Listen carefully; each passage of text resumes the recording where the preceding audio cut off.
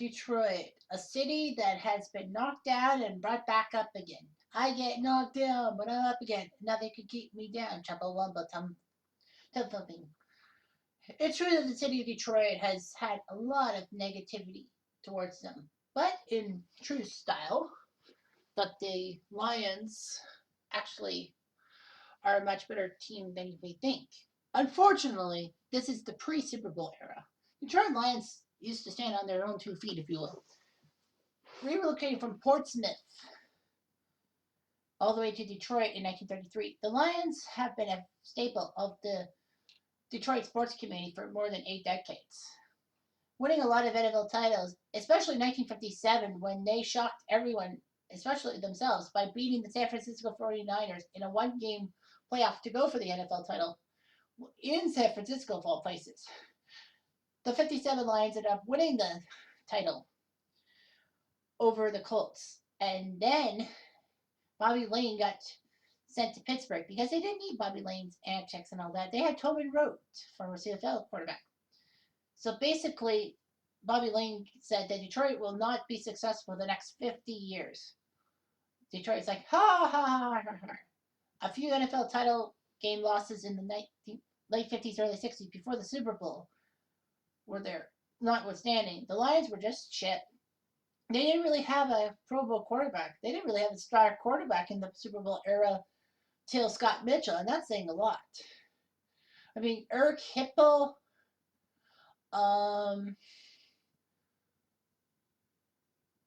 Gary Danielson. Yeah, you can tell that I'm struggling. Not on purpose, but anyway. So the Lions had troubles, especially in the 70s and 80s, not really getting anywhere near the this buffet line, if you will. However, one magic year happened in the 1990s, 1991. But before we talk about the 91 Lions, let's continue on the path. The Lions in 1994 had a home wildcard game against the Green Bay Packers. But Brett Favre proved in his first playoff game ever to be a loose cannon. And he hit Sterling Sharp in the final minutes of the game in Detroit. Green Bay won that game. The next year, the Lions faced the Packers again, and this time at Lambeau Field. And the Lions were hoping to do what the Packers did to them the previous year. But minus 1 yard by Barry Sanders will kill you every time. Lions got their asses handed to them. And then the next year, they went to the playoffs and played the wildcard game against the Philadelphia Eagles at the Vet. You could probably guess that they lost. But do you know the score? I do. 58-37 was the final score. One of the highest scoring playoff games in history. Well, it was funny. The Lions had more than a 20-point deficit and nearly came back to win. They even used the services of one Frank Reich, the guy who in 1993 led the Bills to that big wild card win over the pesky Houston Oilers.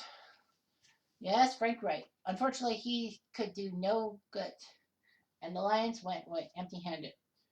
And then a few years later, they were shocked by the sudden retirement of one Barry Sanders. Was Barry hurt?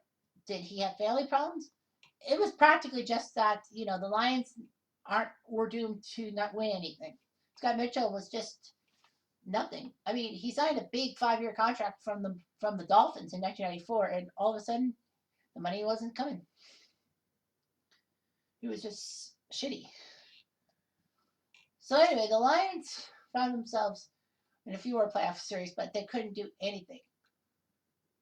The Lions were just terrible, especially in the early 2000s when they lost, 23 straight road games or something like that? Pathetic, don't you think? Now, anyway, the Lions were just bad. But with bad years come good draft picks, or so we think.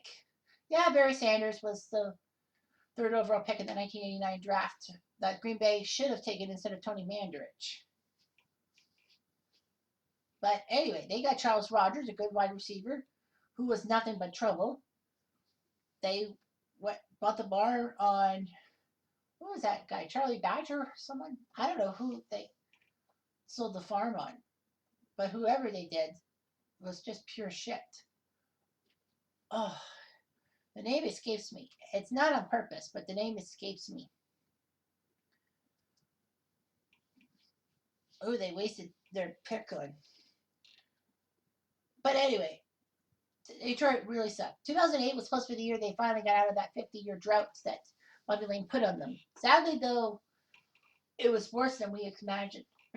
Imagine going 0-16 in a season for the first time in history. Yeah, we know the 76 Bucks also went winless. But here's the thing: the 76 Bucks played in a season when there was 14 games, not 16, and they may have won one of the last 2 games. I doubt it, but you never know. So anyway, the Detroit Lions sucked. They were 4-0 in preseason, which is funny. How could they were preseason, but in regular season they just soured.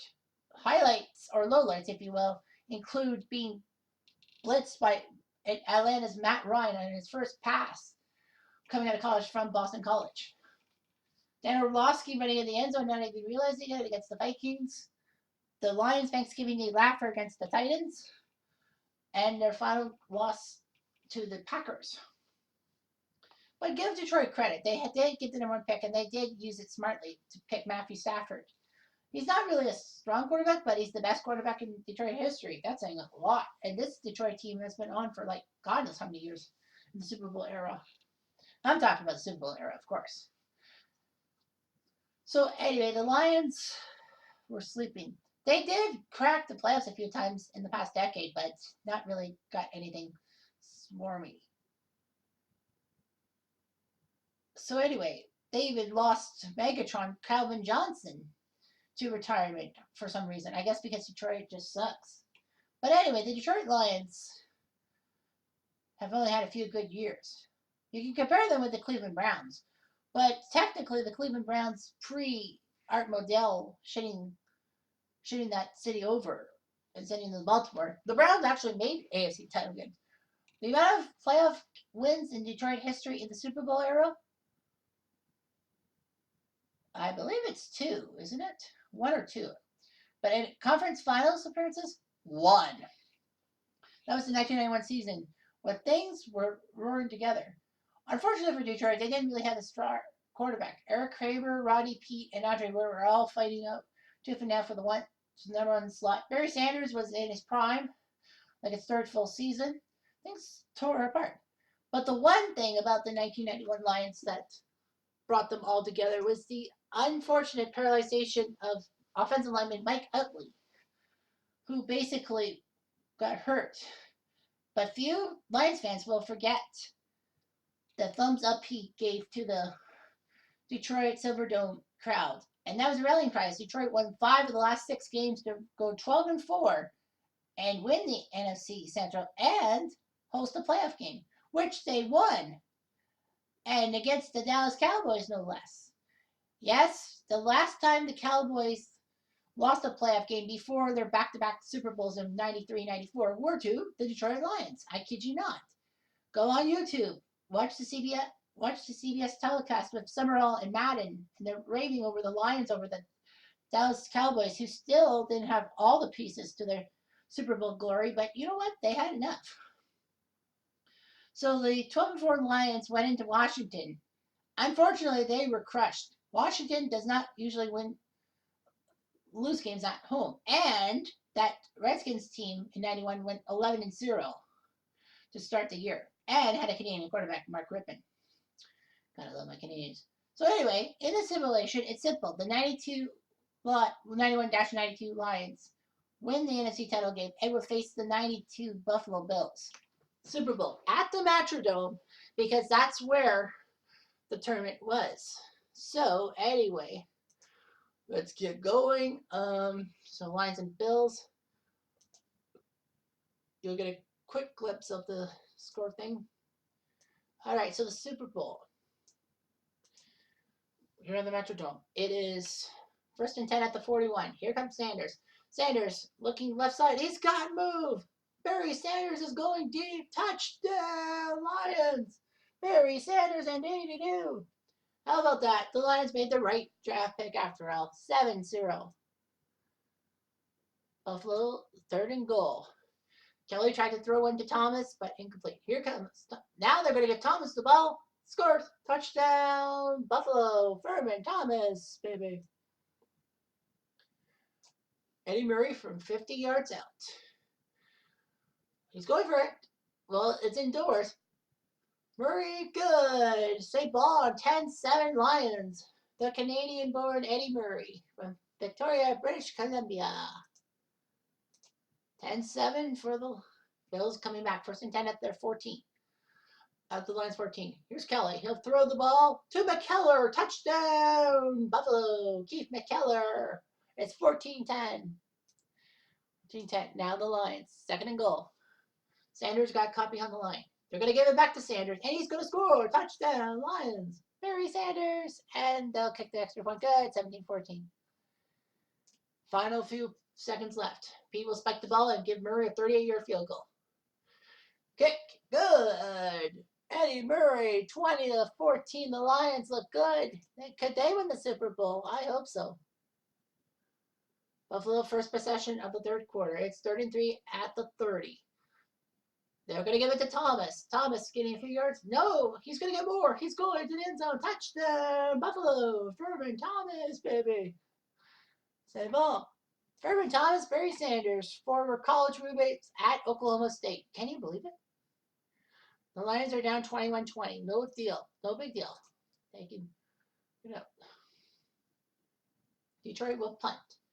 And now it's 1st and goal at the 9 after that pass to Lofton. Kelly. He's going to throw it. He gets McKellar. A touchdown. Buffalo. Keith McKellar. His 2nd of the day. It's 28-20. Buffalo. Detroit. 4th and 5. It's offsides.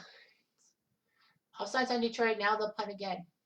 Buffalo's just running the clock down. 2:40 left. Norwood from 29. The kick. It's good. It's 31-20. Detroit now needs 11 points. Sanders. Well, 4th and 11. 2:07 left. Here comes Pete at the 26. He needs 11 yards. The throw. Clark was right there and he botched it. He botched the pass to Clark.